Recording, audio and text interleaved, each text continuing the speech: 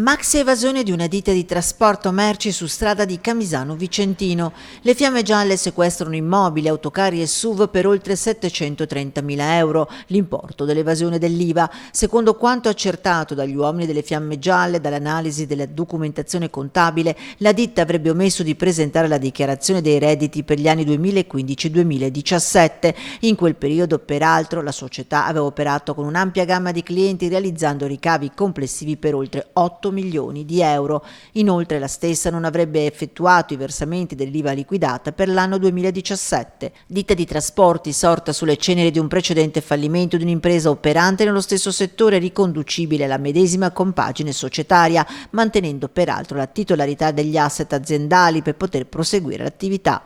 Il legale rappresentante della società è stato deferito con l'accusa di aver omesso il versamento delle imposte alla Procura della Repubblica di Vicenza, che ha emesso il provvedimento di sequestro.